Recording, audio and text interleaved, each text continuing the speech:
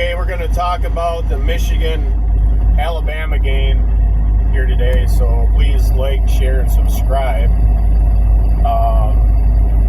First off, I appreciate you guys tuning in. And make some comments, because I will respond to your comments versus, other channels that they'll only respond to, I get a kick out of this, they only respond to somebody that's paying them. Sort of like that's kind of the mentality of a prostitute. I only deal with you as long as you pay me. That's kind of a crappy attitude towards your viewership, in my opinion. You want to send in a super chat? It doesn't. Either way, I'm going to respond. Don't get me wrong, but no, Alabama and Michigan versus Alabama. If I say Michigan versus Alabama, that's the first, I don't know, that'd be the first time an Alabama fan would get butthurt. Oh, you said Michigan first. I mean, these people get butthurt, with the little things. Of course, I guess that goes along with winning so many times that you think that your team is the absolutely only team, and the only team that deserves any recognition, and you're talking to a Michigan fan that absolutely despises Michigan State, which I didn't always despise. There was a time where I used to watch Michigan play, or Michigan State play, when George Perles was the head coach. And I liked watching them. They had a different, George Perles had a different style. He was a respectable coach. He had you could tell his teams had sportsmanship.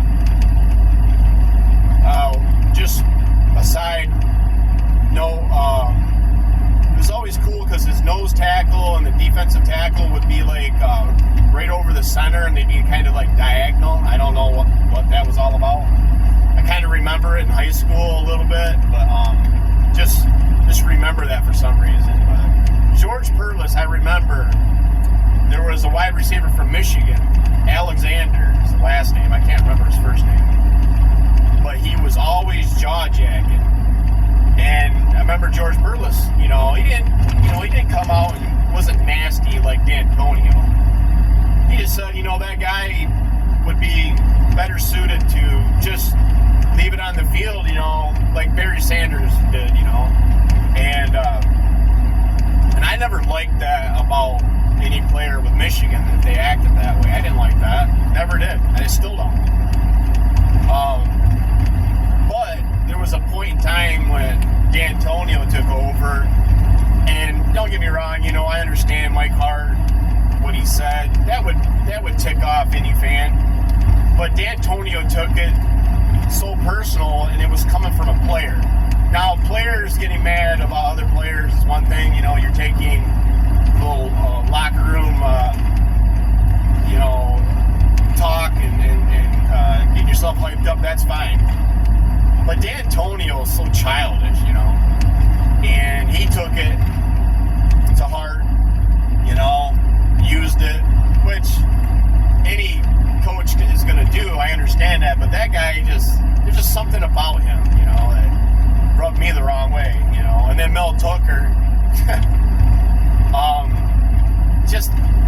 that guy rubbed me the wrong way because he's always had this grimace on his face like he's ready to kill. We're playing football. It's not life and death. I don't care what anybody says. It's not life and death. And these are young men learning the game, playing. Some of them are literally at the top of their game, and it looks like they should already be in the NFL. And some of them make horrible mistakes. It is what it is. But that being said, that's why I had to check myself, I started to hate Michigan State. And I didn't even hate Ohio State. Still don't. I think I laugh at Ohio State and some of the reactions, to the games that they lose when they've they've won so many, you know. I mean, I've never like sit there and cry about it. Literally, I seen Ohio State fans like somebody shot their dog. But anyways,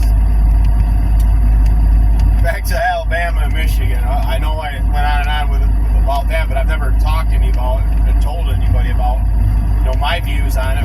It's just ridiculous how Michigan State has been over the years, and it's ridiculous sometimes how Ohio State is. Ohio State, their reactions like literally crying, and Michigan State, their reactions are just vindictive and toxic and just get right in the gutter, like Valenti and Rico.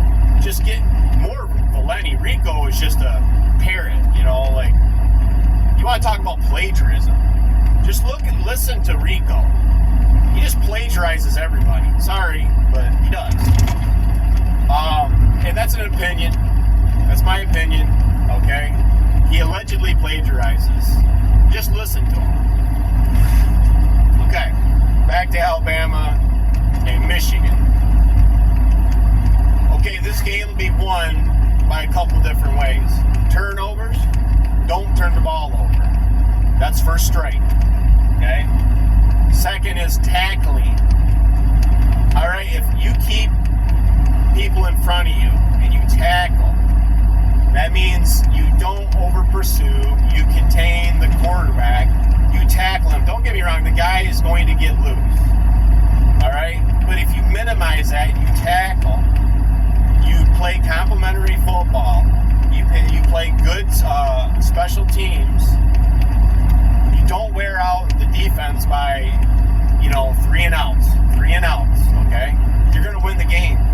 It's as simple as that. It's all you have to do. And you beat your guy, okay? I noticed, okay, you're playing against TCU. You're playing against, what happened? You don't tackle against TCU. You turn the ball over. What happens? It's just 2 things out of the 3, and you lose the game. So if you do well on those 3 things, you win the game. Play fundamentals. And that's what Michigan's doing right now in practice. They're fundamentals, okay? We're not going to over-pursue. Our right tackle and our left tackle on the offensive line, they're going to get out and put their right foot forward in the right spot, and they're going to zero in and put their hands where they're supposed to be, okay? And you're going to do that, and you're going to check off, and you're going to pick up your blitzing linebackers. Okay? When you come out there in this game, the players have to come out, not as if they don't care, you come out and play loose. Alright? Focus but loose. Not all tensed up. Alright? And you just execute. It's as simple as that. You execute. The only thing I ever worry about, when it comes to this season, what I worry about is wide receivers and tight ends not catching the ball. That's what I really worry about. Because what does that put you? Put you behind, on first down to second down. It puts you behind. And then you become one-dimensional, and you can't do that with Alabama. You have to stay on schedule, just like we've always stayed on schedule with Ohio State. That's why we've won the games. We don't turn the ball over. That's why we've won the games. We tackle. Who didn't tackle? Ohio State. Who didn't play fundamentals? Ohio State. It has nothing to do with the sign stealing. It has nothing to do with any of that crap. It has to do with fundamental football, on schedule football, not turning the ball over. And just this crap you see on the internet. Oh, look at the reaction when Michigan found out about they're playing Alabama. Like they gasped or whatever. Stupid stuff like that. I watched a different video. I think it was Mike Sanderstill showed his. And when you watch his video, yeah, you'll see like a little bit of a reaction, but that's more of a surprise when the other teams, they more or less knew, that you already knew, we didn't really know if Florida State was going to get left out. So we kind of knew that, we might be playing Florida State, which would have been the easiest, team. But it was more of a surprise who we got. So you're going to have that reaction, right? Oh, so when that's posted, and of course everybody, all the naysayers, they leap on, and, like Paul Feinbaum, Pete Thamel, or, even our guy, the Adam Rittenberg, whatever. I think that's kind of shady how he posted that video and with no context whatsoever, and it's just a typical journalist move, it doesn't even matter if that's our guy. They only really care about their pay site. They only care about their clicks. Do they really care about the team? I mean, yeah, a little, but they more care about their clicks, right? Which is just typical human behavior that we don't like, the typical nonsense that we don't like, just everyday life. But anyway, back to the game. You contain that quarterback, okay? Play fundamental football. Now on the other side of the ball with JJ don't have to light it up 300 yards. Does he got to light it up 200 yards? Yes. Do we got to light it up 150 yards rushing? Yes. 150 yards rushing? Yes. That's not really lighting it up. That's your everyday Michigan game. 150 yards rushing, 200 yards passing. That's what we've been doing throughout the season. We don't have to do anything unless we fall way behind. Then, of course, you have to go about it like we did against TCU. But stay on schedule. Fundamental football is out of them tackles. We already kind of got it baked in, with our centers good. Our guards are good. Bernhardt it should have been a guard in the first place, but, with the way how it was situated with Trevor and Zach Zinner, they've been entrenched there, of course. Our center, though, is not as good as last year, so on occasion he does, he's human. Our center last year, almost, come on, the guy was the best center in college football last year. So that's it in a nutshell. And I'll throw this out. This crap, like last year with Harbaugh and that stupid play call at the goal line, that Philly special. I've seen this. If you go and watch that special they did a couple of years ago on Michigan football where they followed them through the season, they're in the bowl game against South Carolina. It'll show you, I'm trying to remember, Pep Hamilton. He was telling Harbaugh, I don't like this play. And then fumble right on the goal line. Throughout the years that Harbaugh's been here, when that crap has happened, it's because it's his play call. It's Harbaugh. Now, has he learned from his mistakes? Yes. But some of these mistakes are obviously he shouldn't have been calling that play in the first place. I just think he gets too cute. And he believes in his players so much, you got to be like, hey, we're in the playoffs, so yeah, that cute play is going to work against, some MAC team. That's going to work against some lower-end Big Ten team. It's not going to work against TCU, that's in the playoff, and it certainly is not going to work against Alabama. So don't get cute. Come on. Those desperation trick plays, yeah, you're going to use that when you think you absolutely have to, like when we had to against Ohio State, Ohio State fell for it when you got players like Cam Martinez that probably should have never went to Ohio State and probably wouldn't start for Michigan, because why? There's something with the guy, he probably should have stayed on offense. But, yeah, that's it in a nutshell, Michigan, yes, they can very well lose this game. They could get out of hand. The talent is skewed in favor of Alabama. You can see in the game against Georgia, it was about ready to get out of control, and Georgia kept it close, but it could have got out of control, and it has before with Alabama and Georgia. The game before they lost to Alabama, and then they come back and beat them. It's sort of like if you watch really good high school teams play each other in the regular season, and then play them in the playoffs, and then you could be the opposite result. Each team could blow each other out. And that's kind of the way it is with Alabama, because with their talent level, they can be firing on all cylinders, and you're not going to beat them. So you have to fire on all cylinders, and you can beat them. Well, Michigan come in there and play halfway decent and still beat them if they're not firing on all cylinders and they're playing like crap, which they have throughout the year, which could happen, but it's not likely.